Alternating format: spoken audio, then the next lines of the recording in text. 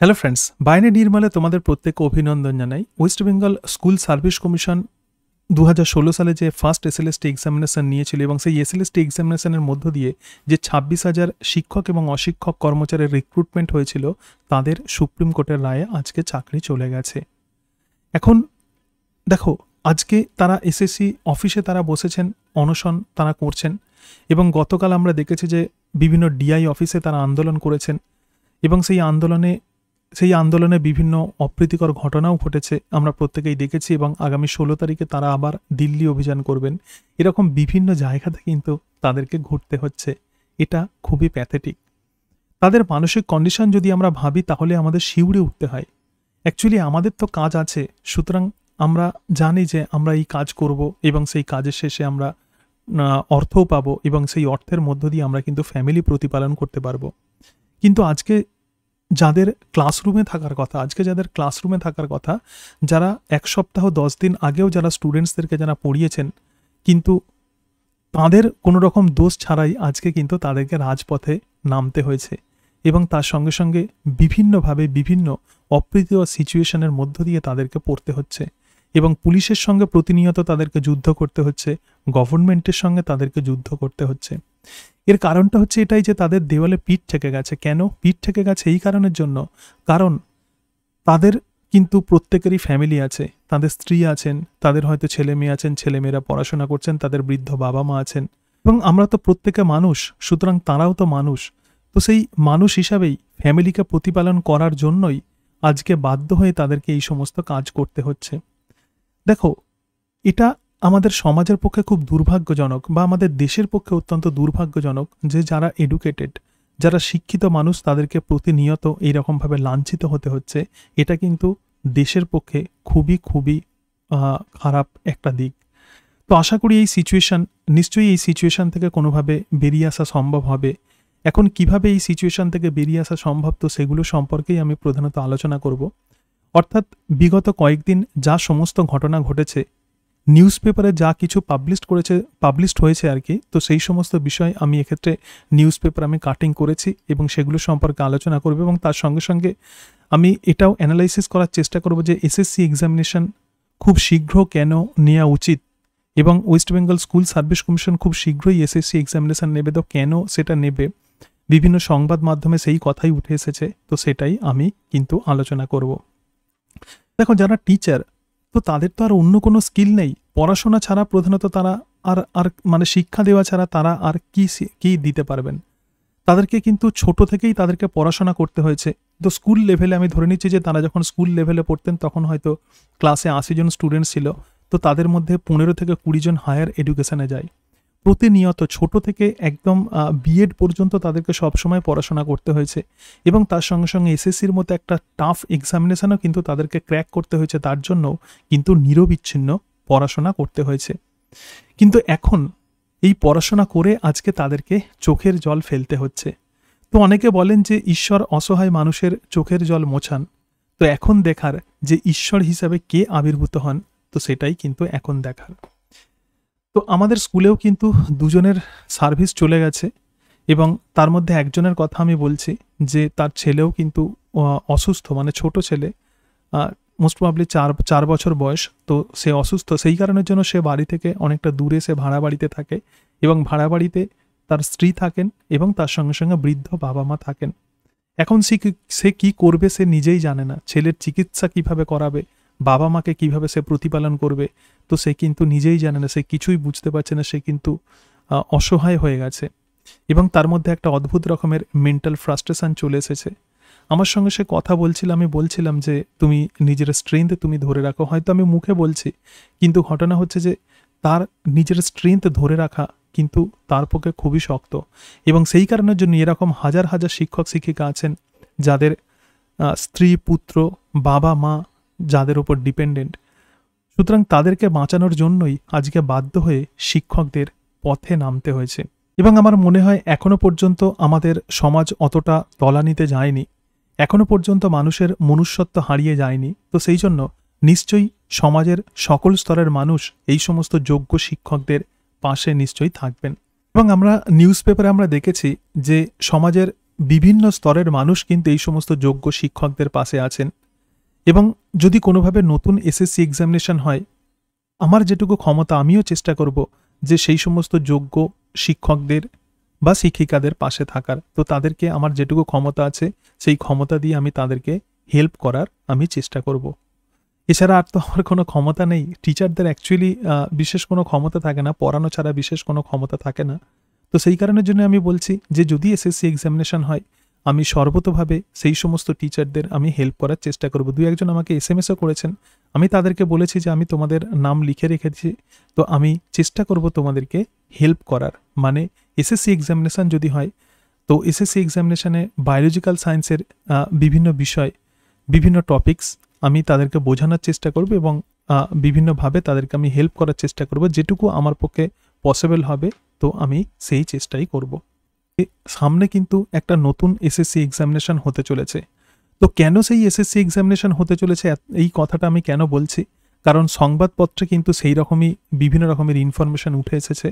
তোমরা হয়তো এখন খবরে বা মোবাইলে হয়তো বিভিন্ন বিষয় তোমরা দেখে নাও, বিভিন্ন নিউজ চ্যানেলে বিভিন্ন খবর তোমরা দেখে নাও, কিন্তু বিভিন্ন নিউজ পেপারে কোন কোন ইনফরমেশন দিয়েছে একদম যেদিন থেকে সুপ্রিম কোর্ট যেদিন থেকে রায় দিয়েছে, তো সেদিন থেকে আজ পর্যন্ত সমস্ত আপডেটস আমি তোমাদের সামনে তুলে ধরবো। দেখো, রাজ্যের স্কুল সার্ভিস কমিশন, এটা আনন্দবাজারের রিপোর্টিং, 3 এপ্রিল বলছে রাজ্যের স্কুল সার্ভিস কমিশনের দিকে আঙুল তুলে 2016 সালের নিয়োগ প্রক্রিয়ায় চাকরি পাওয়া 26,000 শিক্ষক এবং অশিক্ষক কর্মীর চাকরি বাতিলের রায়ই সুপ্রিম কোর্ট বহাল রাখলো।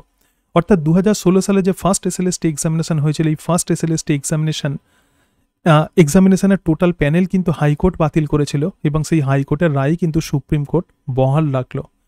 কলকাতা হাইকোর্ট 1 বছর আগে নিয়োগ দুর্নীতির অভিযোগে 2016 সালে নিযুক্ত 25,753 জন নবম দশম একাদশ দ্বাদশের শিক্ষক শিক্ষিকা তৃতীয় চতুর্থ শ্রেণীর কর্মীর চাকরি বাতিল করে দিয়েছিল। সুপ্রিম কোর্টের প্রধান বিচারপতি সঞ্জীব খান্না ও বিচারপতি সঞ্জয় কুমারের বেঞ্চ আজ সেই রায়েই সিলমোহর দিয়ে বলেছে গোটা প্রক্রিয়ায় কলুষিত হয়েছে, এতটাই কালিমা লিপ্ত যে তা সমাধানের ঊর্ধ্বে। দেখো, এই প্রসঙ্গে বলি যে সুপ্রিম কোর্ট যেহেতু এই রায় দিয়ে দিয়েছে, তো আমার মনে হয় যে এই রায় খুব একটা নড়চড় হওয়ার কথা নয়। যতই যোগ্য শিক্ষকরা বা শিক্ষিকারা যতই তারা বিভিন্ন রকমের আন্দোলন করুন, যদি কোনোভাবে যদি চেঞ্জ হয় তাহলে তো সেটা খুবই ভালো ব্যাপার। যোগ্যদের যদি আবার যদি চাকরি ফিরিয়ে দেওয়া হয় কোনো রকম পরীক্ষা না নিয়ে, তাহলে তার থেকে ভালো আর কিছু হতে পারে না। তবে জেনারেলি বিভিন্ন আইনজীবীরা যে কথা বলছেন যে জেনারেলি সুপ্রিম কোর্ট যে রায় দেয়, তো সেই রায় প্রধানত সেটা চেঞ্জ হয় না, এবং সেই কারণের জন্য এই যে রায়, এটা কিন্তু চেঞ্জ হওয়া খুব একটা, আমার মনে হয় যে এটা কিন্তু খুব একটা চেঞ্জ হবে না। অর্থাৎ তারা যে আবার যে চাকরি ফিরে পাবেন, এটা তাহলে অনেকটা স্বপ্নের মতো হয়ে যাবে। তাহলে তো খুব ভালো হবে, এবং তাহলে আমি এটা বিশ্বাস করব যে ঈশ্বর নিশ্চয়ই আছেন। তো ঈশ্বর যদি সত্যি সত্যিই থাকেন, তাহলে যোগ্য শিক্ষক শিক্ষিকারা আবার তারা চাকরি ফিরে পাবেন কোনো রকম পরীক্ষা ছাড়াই।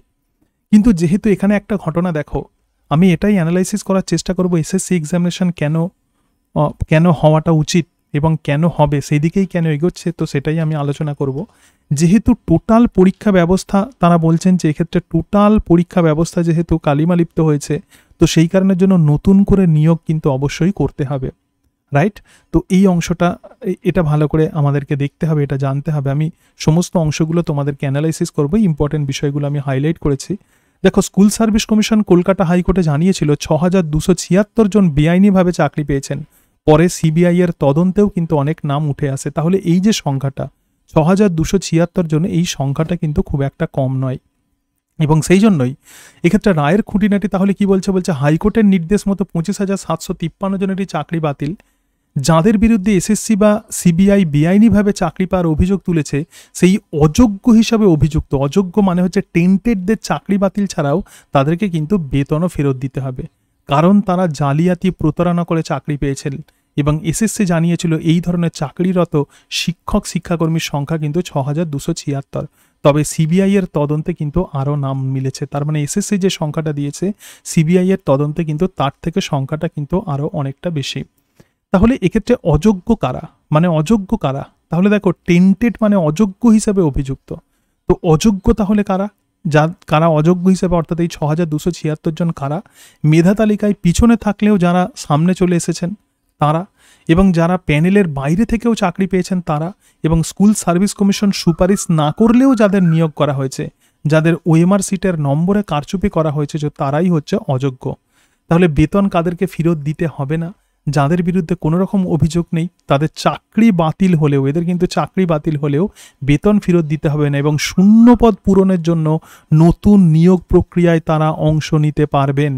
প্রয়োজন মতো কিন্তু বয়সের ছাড় মিলবে, এছাড়া আর কি মিলবে সেটা বলা হয়নি, কিন্তু প্রয়োজন মতো বয়সের ছাড় মিলবে। নিশ্চয়ই West Bengal central school service commission আরও কিছু তাদেরকে রিল্যাক্সেশন দেওয়ার কথা নিশ্চয়ই চিন্তা ভাবনা করবেন। সুতরাং বাকিদের জন্য কি সুরাহা? যারা অযোগ্য বলে অভিযুক্ত নন এবং আগে রাজ্য সরকারের বিভিন্ন দপ্তর ইত্যাদিতে তারা চাকরি করতেন, তারা কিন্তু পুরনো দপ্তরে চাকরির জন্য আবেদন করতে পারবেন, এবং মোস্ট প্রবাবলি আজকে সেই আবেদন কিন্তু শুরু হয়ে গেছে, এবং 3 মাসের মধ্যে সেই আবেদন বিবেচনা করতে হবে। দেখো, 3 মাসের মধ্যে সেই আবেদন বিবেচনা করতে হবে এবং পুরনো পদে চাকরি দিতে হবে, প্রয়োজনে অতিরিক্ত পদ তৈরি করতে হবে। তাহলে এই যে 3 মাসের মধ্যে এই যে অযোগ্য, যারা অযোগ্য বলে অভিযুক্ত নন, তাদেরকে কিন্তু আবার পুরানো জায়গাতে তারা কিন্তু চাকরিতে তারা ফিরে যাবেন, এবং এই প্রসেস কিন্তু আজকে থেকে শুরু হয়ে গেছে। এই ঘটনাগুলো বলবে, এবং তার সঙ্গে সঙ্গে রিসেন্ট নিউজও আমি তোমাদেরকে দেওয়ার চেষ্টা করব। এবং মাঝের সময় কিন্তু চাকরিতে বিরতি হিসাবে ধরা হবে না, ওই সময়ে তারা বেতন পাবেন না, ঠিক আছে? মানে ব্রেক অফ সার্ভিস যেরকম হয়, তো ব্রেক অফ সার্ভিস এটা হবে না। এবং এছাড়া আরও কিছু বিষয় আছে, মানে মানসিকভাবে সোমা দাসের চাকরি বহাল, তিনি ক্যান্সারে আক্রান্ত ছিলেন, তো সেই কারণের জন্য। আর টাকা তাহলে কাদেরকে ফেরাতে হবে, এই বিষয়গুলো এক্ষেত্রে লেখা আছে, এগুলো আমি আর পড়ছি না, যে টাকা কাদেরকে ফেরাতে হবে এবং কত টাকা ফেরাতে হবে। এটা যেহেতু আমার আলোচনার বিষয় নয়, সেই জন্য এটা আমি বলছি না। এবার দেখো, কলকাতা হাইকোর্টের বিচারপতি দেবাংশু বসাক ও বিচারপতি মোহাম্মদ সব্বর রশিদির বেঞ্চ 25,753 জনের নিয়োগ বাতিল করে দেওয়ার পর সুপ্রিম কোর্টে মামলা এসেছিল, এবং সুপ্রিম কোর্টে এই মামলায় কিন্তু হাইকোর্টের এই যে রায় যেটা ছিল, তো সেই রায় কিন্তু সুপ্রিম কোর্ট বহাল রেখে দিয়েছে। তাহলে এক্ষেত্রে যে বিষয়টা ক্লিয়ার হয়ে গেল, সুপ্রিম কোর্ট প্রধানত যে রায় দিয়েছেন, তো সুপ্রিম কোর্টের রায়তে এটাই বলা হচ্ছে যে যেহেতু গোটা নিয়োগ প্রক্রিয়া, যেহেতু এক্ষেত্রে সমস্যা হয়েছে নিয়োগ প্রক্রিয়া, তো সেই কারণের জন্য গোটা নিয়োগ প্রক্রিয়াটাই যেহেতু কলুষিত হয়ে গিয়েছে, সেই জন্য নতুন করে কিন্তু অবশ্যই এক্সামিনেশান নিতে হবে, এসএসসি এক্সামিনেশান নিতে হবে। এবং কবে এসএসসি এক্সামিনেশন হবে, কারা কারা এই এসএসসি এক্সামিনেশনে যোগ দিতে পারবেন, তো সেই বিষয়গুলো সম্পর্কে একটু আমি আমার ধারণা থেকে আমি তোমাদেরকে বলার চেষ্টা করব। এবং তার সঙ্গে সঙ্গে দেখো, বলছে সুপ্রিম কোর্টের রায়ে নিয়োগ দুর্নীতি মামলায় প্রায় 26,000 শিক্ষক শিক্ষাকর্মীর চাকরি খারিজ হয়ে গিয়েছে, এবং সুপ্রিম কোর্ট দুটো ভাগে তাদেরকে ভাগ করেছেন। একটা হচ্ছে দাগি বা টেন্টেড, এবং আরেকটি হচ্ছে নির্দোষ গোষ্ঠী বা আনটেন্টেড, ঠিক আছে? তার মানে যারা আনটেন্টেড মানে নির্দোষ, এদেরও চাকরি চলে গেছে, এরা কিন্তু আনটেন্টেড ক্যান্ডিডেট, এবং এরাই প্রধানত বিভিন্ন রকমের আন্দোলন করছেন। তোমরা জানো যে আজকে তারা এসএসসি অভিযান করেছেন, আগের দিন তারা ডিআই অফিসে তারা অভিযান করেছিলেন, এবং 16 তারিখ আগামী 16ই এপ্রিল তারা আবার দিল্লিতে তারা অভিযান করবেন। এইভাবে বিভিন্ন জায়গায় তাদেরকে অভিযান করতে হচ্ছে, তাদের হারিয়ে যাওয়া চাকরিটা ফিরে পাওয়ার জন্য তাদেরকে আজকে ঘুরতে হচ্ছে। যেখানে তাদের ক্লাসরুমে শিক্ষা দেওয়ার কথা ছিল, আজকে তাদেরকে বিভিন্ন জায়গাতে এইভাবে ঘুরতে হচ্ছে। দেখো, টিচাররা তো শিক্ষা দেওয়া ছাড়া আর কিছু করতে পারেন না, তো সেই কারণের জন্য আজকে তারা এতটা মরিয়া হয়ে গেছেন, কারণ এই চাকরি ছাড়া কিন্তু তারা তাদের জীবিকা কিন্তু নির্বাহ করতে পারবেন না, তারা তাদের ফ্যামিলিকে বাঁচাতে পারবেন না, এবং সেই কারণের জন্যই আজকে তারা এতটা মরিয়া হয়ে উঠেছেন। কেন গোটা নিয়োগ প্রক্রিয়া বাতিল করে দিতে হলো, সুপ্রিম কোর্ট তার রায় তা স্পষ্ট ভাষায় ব্যাখ্যা করেছে। যেখানে গোটা নিয়োগ প্রক্রিয়া ব্যবস্থাতেই অনিয়ম থাকে, সেখানে সব সময় আদালত গোটা নিয়োগ প্রক্রিয়া বাতিলের পথে হাঁটে। যেটা বলছিলাম যে সুপ্রিম কোর্ট যেহেতু এটাকে বাতিল করে দিয়েছে, তাহলে এখান থেকে কিন্তু বেরিয়ে আসার কিন্তু খুব একটা সম্ভাবনা নেই। যদিও রাজ্য সরকার মোস্ট প্রবাবলি 17 তারিখে তারা যে একটা রিভিউ পিটিশন যেটাকে বলা হচ্ছে, যে তো সেটা প্রধানত 17 তারিখে হবে, 17ই এপ্রিল, তার আগের দিন প্রধানত এই চাকরিহারাদের প্রধানত তাদের অভিযান আছে।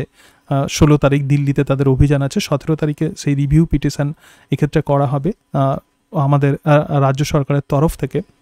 এবং সেখানে যদি কোনো কিছু পজিটিভ যদি ইন্ডিকেশন যদি আসে, এবং এই সমস্ত আনটেন্টেড বা যেটা বলা হচ্ছে যে আনটেন্টেড ক্যান্ডিডেটরা যদি আবার তাদের চাকরি যদি ফিরে পান, তাহলে তো সেটা একটা মিরাকেল হবে।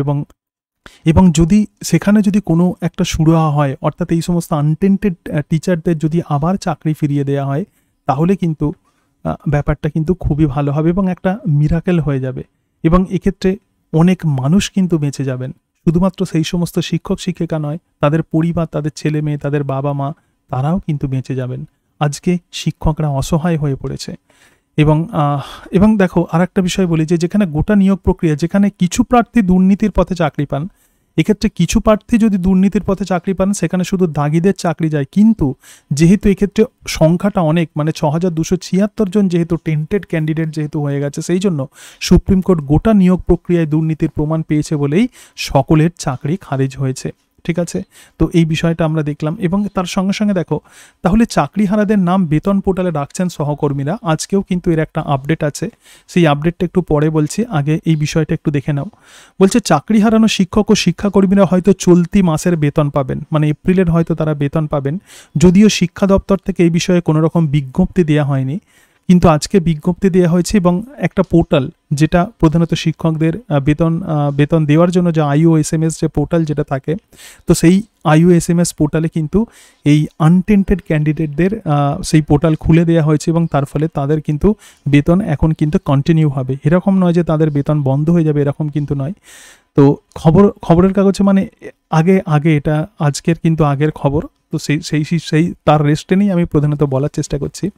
এরই মধ্যে বেশ কিছু স্কুলের প্রধান শিক্ষকরা জানিয়ে দিলেন, চাকরিহারাদের সকলের নামই স্কুলের বেতন পোর্টালে রেখে দিয়েছেন তারা, এবং তাদের বেতন সংক্রান্ত রিকুইজিশনও পাঠাতে হবে। প্রধান শিক্ষকদের একাংশ জানাচ্ছেন, প্রতি মাসের 10 তারিখের মধ্যে স্কুলের বেতন পোর্টালে শিক্ষকদের নাম তুলে রিকুইজিশন পাঠাতে হয়। ঠিক আছে, তো সেই অনুযায়ী পরের মাসে বেতন হয়। এপ্রিল মাসের বেতনের জন্য আগামী 10 তারিখের মধ্যে ওই পোর্টালে নাম তুলে রিকুইজিশন পাঠাতে হবে। এবং এই পোর্টাল, অর্থাৎ IOSMS পোর্টাল কিন্তু এখন ওপেন করে দেওয়া হয়েছে আজকে, এবং সেই কারণের জন্য তারাও কিন্তু, মানে যারা আনটেন্টেড, তারা কিন্তু তাদের প্রধানত স্যালারি তারা পাবেন। এখনো পর্যন্ত এটুকু ঠিক আছে। এবং তার সঙ্গে সঙ্গে দেখো, এই জায়গাতে কিছু স্ট্যাটিস্টিক্স দেওয়া আছে, একটু দেখে নাও। মোট 25,735 জনকে রাজ্যের প্রাথমিক শিক্ষা পর্ষদ, রাজ্যের মাধ্যমিক শিক্ষা পর্ষদ কিন্তু নিয়োগপত্র দিয়েছিল। তাদের মধ্যে এবার কোন জায়গাতে একটু মানে গোলমাল আছে, একটুখানি দেখে নাও। দেখো, প্রধানত SSC এক্সামিনেশন কেউ যদি ক্র্যাক করে, তখন কি হয়, তখন এক্ষেত্রে স্কুল সার্ভিস কমিশন একটা সুপারিশ করে, অর্থাৎ স্কুল সার্ভিস কমিশন প্রথমে সুপারিশ করবেন, এবং তারপরে মধ্যশিক্ষা পর্ষদ কি করবেন, নিয়োগপত্র দেবেন স্কুল সার্ভিস কমিশনের সুপারিশের ভিত্তিতে। ব্যাপারটা ভাবো, তাহলে এক্ষেত্রে স্কুল সার্ভিস কমিশন পরীক্ষা নিচ্ছেন। স্কুল সার্ভিস কমিশন পরীক্ষা নেওয়ার পরে কি হবে, স্কুল সার্ভিস কমিশন একটা সুপারিশ করবেন। কাকে সুপারিশ করবেন? মধ্যশিক্ষা পর্ষদকে। তখন মধ্যশিক্ষা পর্ষদ কি করবেন, বা মাধ্যমিক শিক্ষা পর্ষদ, তারা তখন একটা নিয়োগপত্র দেবেন, এবং সেই টিচারকে তখন এই দুটো জিনিস দেখাতে হবে, অর্থাৎ স্কুল সার্ভিস কমিশনের সুপারিশ এবং তার সঙ্গে সঙ্গে মধ্যশিক্ষা পর্ষদের নিয়োগপত্র। তো এই দুটোর সাহায্যে প্রধানত তারা নতুন স্কুলে তারা জয়েন করবেন। এখানে কি হয়েছে ব্যাপারটা দেখো, মোট 25,735 জনকে রাজ্যের মাধ্যমিক শিক্ষা পর্ষদ নিয়োগপত্র দিয়েছিল। তাদের মধ্যে 2,355 জনের নাম স্কুল সার্ভিস কমিশন সুপারিশই করেনি।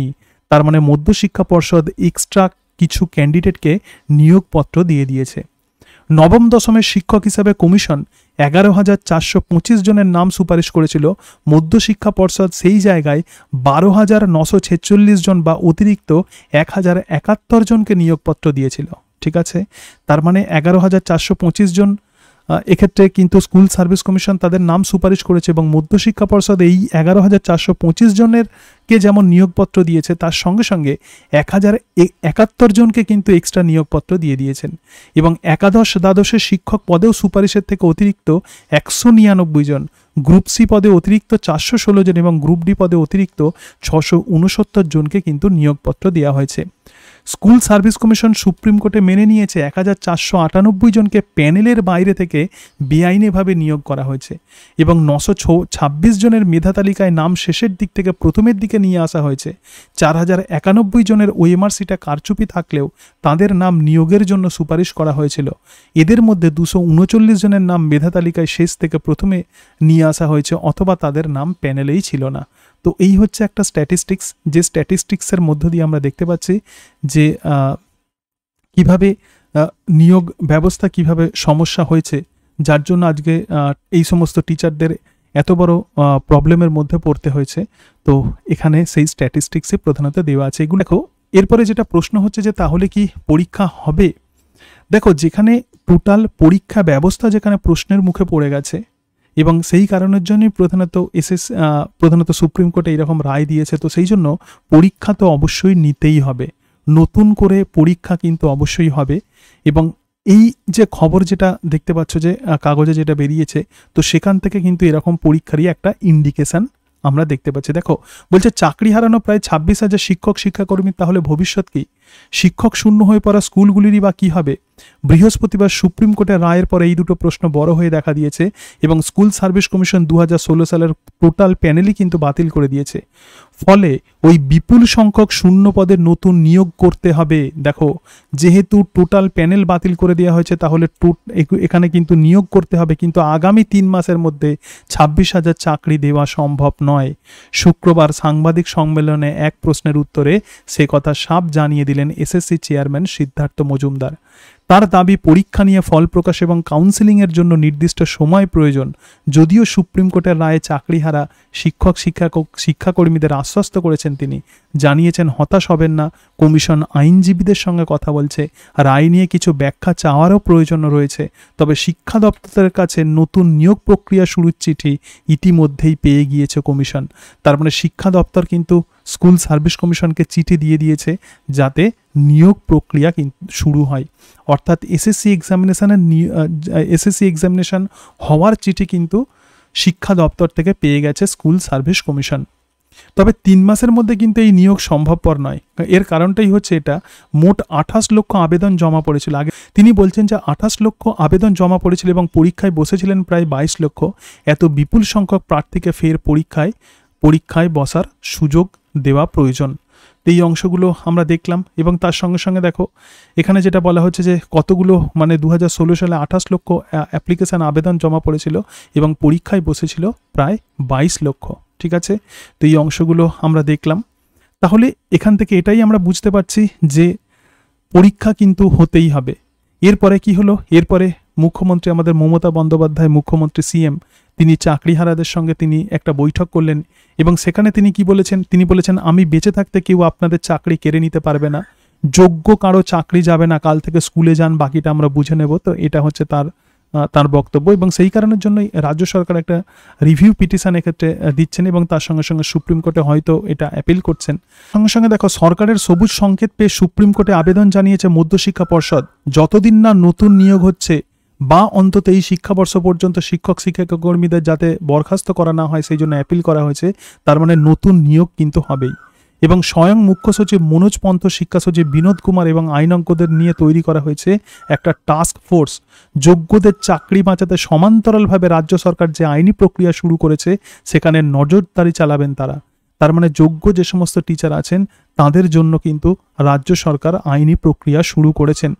হয়তো সুপ্রিম কোর্টে হয়তো কোনোভাবে নিয়মের ব্যাপারগুলো আমি হয়তো অতটা জানি না, কিন্তু যাই হোক রাজ্য সরকার একটা চেষ্টা করছেন যাতে যোগ্যদের চাকরি যাতে বাঁচানো যায়, তো তার চেষ্টা করছেন। কিন্তু এক্ষেত্রে তাদের মধ্যে একটা যোগ্য যে সমস্ত প্রার্থীরা আছেন যারা আজকে আন্দোলন করছেন তাদের মধ্যে এক রকমের অনিশ্চয়তা তৈরি হয়েছে।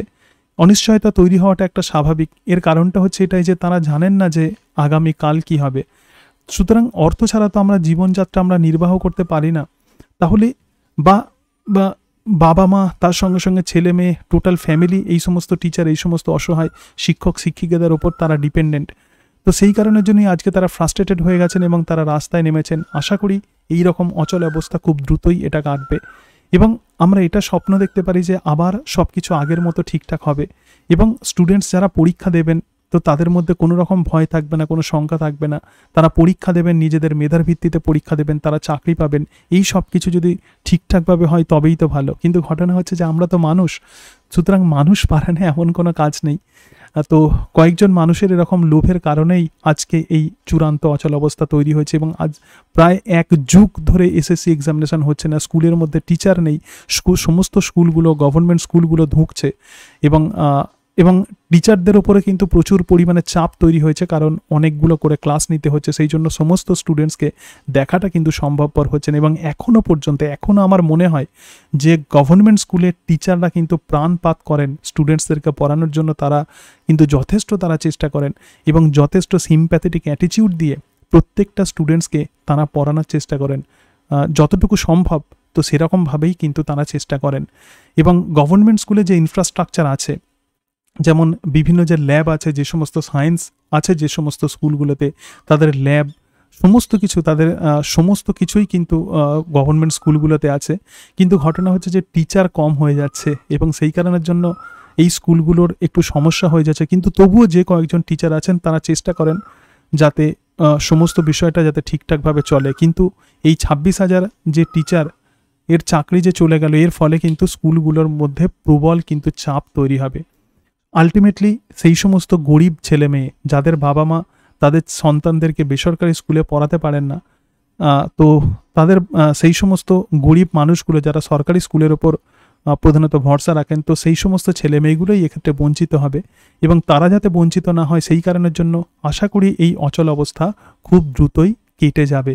এবং তার সঙ্গে সঙ্গে সেরকম আগের মতো আবার নতুনভাবে এসএসসি এক্সামিনেশন হবে। প্রত্যেক বছর বছর না হোক, অন্তত 2 বছর পরও যদি এসএসসি এক্সামিনেশন হয়, আবার সবাই কিন্তু আবার পড়াশোনার মধ্যে ফিরে আসবে। দেখো, কলেজগুলোতে এখন আর কেউ জেনারেল লাইনে পড়ে না। কারণটা হচ্ছে যে প্রত্যেকেই জেনে গেছে যে এখন এই জেনারেল লাইনে পড়ে আর কোনো কিছু চাকরি হবে না। তাহলে যদি জেনারেল লাইনে যদি স্টুডেন্টসরা যদি না পড়ে, তাহলে কিন্তু পরবর্তীকালে স্কুলগুলোতে, শুধু গভর্নমেন্ট স্কুল কেন, বেসরকারি স্কুলগুলোতেও কিন্তু আর কোনো টিচার থাকবে না। তাহলে দেখো, টিচার হতে গেলে তো একটা ন্যূনতম যোগ্যতা থাকতে হবে, বিএসসি বা এমএসসি বা গ্র্যাজুয়েশন, মাস্টার ডিগ্রি এবং তার সঙ্গে সঙ্গে বিএড, এগুলোতে থাকতে হবে। কিন্তু স্টুডেন্টসরা যদি বিএড করার বা গ্র্যাজুয়েশন করার যদি ইচ্ছাই যদি হারিয়ে ফেলে, তাহলে কিভাবে টিচার তৈরি হবে? তাহলে আমরা যতই বেসরকারি স্কুল, নন গভর্নমেন্ট স্কুল নিয়ে আমরা যতই লাফালাফি করি না কেন, সেখানেও কিন্তু টিচার পাওয়া যাবে না। তো সেই কারণের জন্য এই অচল অবস্থা খুব দ্রুত এই অচল অবস্থা দূর করা প্রয়োজন। না হলে শিক্ষা ব্যবস্থার এই ভাঙনকে রক্ষা করাটা কিন্তু খুব মুশকিল। তো মুখ্যমন্ত্রী যেটা বলেছেন, স্কুলে যান, সরকার আপনাদের চাকরি বাতিল করেনি, এখনও টার্মিনেশন লেটার সরকার কিন্তু দেননি, এবং স্বেচ্ছাশ্রম দিলে কেউ আটকাতে পারবে না, যেটা নিয়ে প্রচুর কথা হচ্ছে, এবং সরকার কাউকে ক্ষতিগ্রস্ত হতে দেবে না, এবং বিভিন্ন এই যে আইনজীবী আছেন তারা আইনি সহযোগিতা দেবেন। যোগ্যদের চাকরিতে ফেরানোই হবে অগ্রাধিকার, পরে শোনা হবে আদালতের অযোগ্যদের বক্তব্যও শোনা হবে। তিনি এটা বলছেন যে যোগ্যদের চাকরিতে ফেরানো কিন্তু অগ্রাধিকার দেওয়া হবে এবং 2 মাসের মধ্যেই সমাধান করার চেষ্টা করবেন। এবং তার সঙ্গে সঙ্গে দেখো, শিক্ষক ও শিক্ষাকর্মী নিয়োগের জন্য অতিরিক্ত শূন্যপদ তৈরি করেছিল রাজ্য সরকার। আজকে মঙ্গলবার সেই সংক্রান্ত মামলার রায় দিতে পারে সুপ্রিম কোর্ট, এবং এই রায়ে বলা হয়েছে যে রাজ্য সরকার প্রধানত এরকম সুপার নিউমারি পোস্ট কিন্তু রাজ্য সরকার ক্রিয়েট করতেই পারে।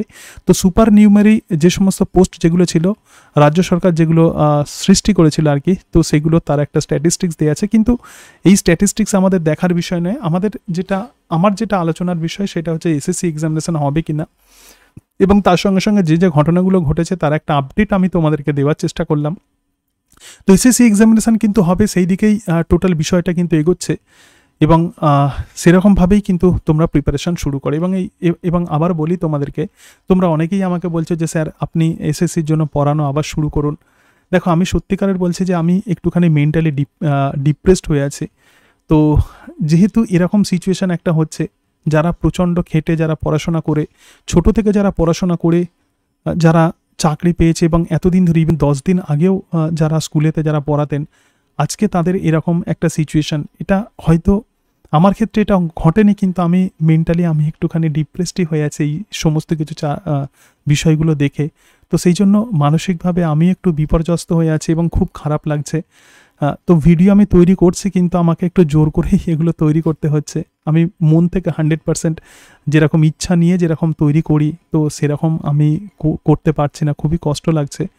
এবং এই কষ্ট থেকেই আমি বলছি যে এখন এই মুহূর্তে কিন্তু আমি কোনো রকম অনলাইন ক্লাস আমি শুরু করছি না, কারণ যে পরীক্ষাতে এত কিছু সমস্যা, এত এইরকম সমস্যা, তো সেই পরীক্ষার জন্য আমি এখন পড়াতে পারছি না। তাছাড়া আমি নোটসগুলোও একটু তৈরি করছি এই কারণের জন্য, যদি এসএসসি এক্সামিনেশন হয়, একটা যান্ত্রিকতার সঙ্গে আমি বিভিন্ন নোটসগুলোকে অ্যারেঞ্জ করছি। একটু অচল অবস্থা কেটে যাক, কয়েকদিন যাক, এসএসসি স্কুল সার্ভিস কমিশন তাদের নোটিফিকেশান পাবলিশ করুক। যদি নোটিফিকেশান পাবলিশ না করে, তাহলে আমি কিভাবে তোমাদেরকে বলবো যে তোমরা এই পরীক্ষার জন্য প্রিপারেশান নাও, আমি কিভাবে তোমাদেরকে পড়াবো? তো সেই কারণের জন্য আমি একটু পিছিয়ে আছি। যদি নোটিফিকেশান কোনোভাবে পাবলিশ করে এসএসসি, তখন আমি একটা সাহস পাবো এবং তোমাদেরকে বলতে পারবো যে হ্যাঁ, তো তখন তোমাদেরকে পড়ানোর জন্য আমি কিন্তু মনে সেই ফোর্সটা পাবো। তো এখন যে কাজটা আমি করছি সেটা হচ্ছে যে যান্ত্রিকভাবে সব কিছু আমি অ্যারেঞ্জ করে রাখছি। তো তোমাদেরকে বলবো যে তোমরাও একটু প্রিপারেশান তোমরা নিয়ে রাখো। সমস্ত বিষয় সারাউন্ডিং যা কিছু হচ্ছে বুঝতে পারছি যে এখান থেকে পড়াশোনাতে মনোনিবেশ করাটা একটু টাফ, কিন্তু তবুও সেটা তো করতেই হবে। মনকে এরকমভাবে দুটো ভাগে ভাগ করে নাও। একটা ভাগে খবরগুলো তোমরা একটু দেখার চেষ্টা করো যে কী ঘটছে সারাউন্ডিংস, এবং সেটাকে অনুভব করারও চেষ্টা করো। এবং আরও একটা পার্ট, মনের আরও একটা পার্ট সেটা হচ্ছে যে তুমি এতদিন ধরে যা শিখেছো, যা পড়েছো, তো সেগুলোকেও একটু অ্যারেঞ্জ করে নাও। কারণ যেহেতু এসএসসি এক্সামিনেশন হবে, তোমার কাছে যা নোটস আছে সেগুলোকে একটু অ্যারেঞ্জ করে নাও, একটু পড়াশোনার মধ্যেও থাকো। দেখো, তোমরা তো পড়াশোনা ছাড়া তো আর কিছুই তো তোমরা আর করতে পারবে না। হ্যাঁ, তো তোমরা কোনো রকম হাতের কাজও জানো না, তো বা অন্য কোনো কাজও তোমরা জানো না। তো সেই কারণের জন্য পড়াশোনাই তো তোমাদেরকে করতে হবে, এবং পড়াশোনা ছাড়া তো আর কোনো উপায় নেই। তো সেই জন্য একটুখানি তোমরা প্রিপারেশান নিয়ে রাখো। এই সমস্ত সিচুয়েশানগুলো একটু কেটে যাক। নিশ্চয়ই আবার তোমাদেরকে গাইডেন্স শুরু করব, কিন্তু এখন সত্যি কথা বলছি যে একটুখানি মেন্টাল ডিস্টারবেন্সের মধ্যে আছে। এই কারণের জন্য এই সারাউন্ডিংস যা কিছু হচ্ছে, এখান থেকে আমি ফোকাস হারিয়ে ফেলছি। আমি কিভাবে পড়াবো তোমাদেরকে, কিভাবে বলবো, সেই স্ট্রেংথ, একটা পড়ানোর জন্য যে একটা এনার্জি লাগে, তো সেই এনার্জিটা আমি পাচ্ছি না। তো সেই জন্য আমি এখন কোনো রকম অনলাইন ব্যাচ শুরু করছি না। কিন্তু যদি কখনো আমি শুরু করি, তাহলে এই ভিডিওর ডেসক্রিপশান বক্সে দেখবে আমার একটা হোয়াটসঅ্যাপ গ্রুপের লিঙ্ক আমি দিয়ে দেবো, বায়োনি নির্মল নিউজ বলে। তো সেই হোয়াটসঅ্যাপ গ্রুপেতে তোমরা জয়েন হয়ে যাবে। আমি আবারও বলছি, যে সমস্ত শিক্ষক শিক্ষিকা যারা চাকরি হারিয়েছেন, বায়োলজিক্যাল সায়েন্সের 2-1জন আমাকে SMS করেছিলেন, তো তাদের জন্যই আমি বলছি যে যদি West Bengal school service commission আবার নতুনভাবে এসএসসি এক্সামিনেশান নেন, এবং তোমরা যদি সেই এসএসসি এক্সামিনেশনে তোমরা যদি বসো, তাহলে তোমরা যারা আমাকে রিকোয়েস্ট করেছো বা কিছু হেল্প করার জন্য তোমরা যারা আমাকে রিকোয়েস্ট করেছো, আমি তো পরীক্ষার গাইডেন্স আমি কিন্তু তোমাদেরকে দিতে পারবো। যদি এসএসসি যদি নোটিফিকেশান যদি পাবলিশ করে, আমি যখন অন্যান্য স্টুডেন্টসদেরকে যেমন গাইডেন্স দেবো, আমি নিশ্চয়ই তোমাদেরকে সেই গাইডেন্স আমি দেওয়ার চেষ্টা করব। আমার যেটুকু ক্ষমতা আছে, সীমিত ক্ষমতার মধ্য দিয়ে আমি তোমাদেরকেও কিন্তু গাইড করার চেষ্টা করব। তো তোমরা যারা আমাকে SMS করেছো, আমি তোমাদের নাম আমি লিখে রেখে দিয়েছি। তো আমি নিশ্চয়ই তোমাদেরকে আমার যেটুকু ক্ষমতা আছে, তো সেইভাবে তোমাদেরকে আমি হেল্প করার চেষ্টা করব। তো আবার যেটা বলছিলাম যে বিভিন্ন কাগজের কাটিং থেকে আমি প্রধানত তোমাদেরকে সমস্ত বিষয় আমি অ্যানালাইসিস করলাম। এখনও পর্যন্ত যা ঘটনা ঘটেছে সমস্ত বিষয়ে তোমাদের অ্যানালাইসিস করলাম।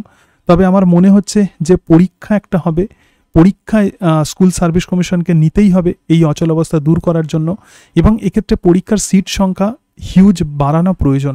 দেখো, 26,000 তো টিচার প্রধানত তারা চাকরি হারিয়েছেন, তো সেই পদ আছে। তার সঙ্গে সঙ্গে নতুন যারা আছেন, ফ্রেশার্স যারা আছেন, তাদেরকেও আমার মনে হয় সুযোগ দেওয়াটা প্রয়োজন। কারণ এতদিন ধরে পরীক্ষা হয়নি, তারা বসে আছেন, তারা মেন্টাল ডিপ্রেশনের মধ্যে চলে গেছেন। তো তাদেরও তো একটা স্বপ্ন থাকে, তো সেই স্বপ্নটাকেও কিন্তু মূল্য দিতে হবে। কারণ শিক্ষিত মানুষের স্বপ্নকে মূল্য দেওয়াটা অত্যন্ত জরুরি। কিন্তু আমাদের দেশের এমনই অবস্থা হচ্ছে যে যারা শিক্ষিত তাদেরকেই এরকমভাবে হ্যারাসমেন্ট হতে হচ্ছে। এটা খুব দুর্ভাগ্যজনক। তবে এই বিষয় কিন্তু চলতে পারে না, এত ডিসঅর্ডার কিন্তু কখনোই চলতে পারে না। নিশ্চয়ই কোনো না কোনো কিছু একটা শুরু হবে। কমেন্ট করেছো যে যাদের কেউ নেই তাদের ঈশ্বর আছেন, তো আমিও সেই কথাই বলেই আজকের ভিডিও আমি শেষ করছি, যে আমরা সেই ঈশ্বরের প্রতি আমরা প্রধানত আশাবাদী। আশা করি মহান ঈশ্বর, আশা করি এই সর্বশক্তিমান ঈশ্বর নিশ্চয়ই যারা যোগ্য অথচ যারা চাকরি হারিয়েছেন, তাদের চাকরি নিশ্চয়ই ফিরিয়ে দেবেন, বা কোনো না কোনো সুরাহা তাদের অবশ্যই দেবেন, যাতে তারা তাদের ফ্যামিলিকে মেনটেন করতে পারে। এছাড়া আর কি বলবো, আমার আর কিছু বলার নেই। তো এই বিষয়গুলোই তোমাদেরকে বলার ছিল। এরপরে যদি আর কোনো রকম আমি আপডেট পাই, অবশ্যই তোমাদেরকে জানাবো। আজকে তাহলে এই পর্যন্তই। সকলে ভালো থেকো। So thank you and that's it.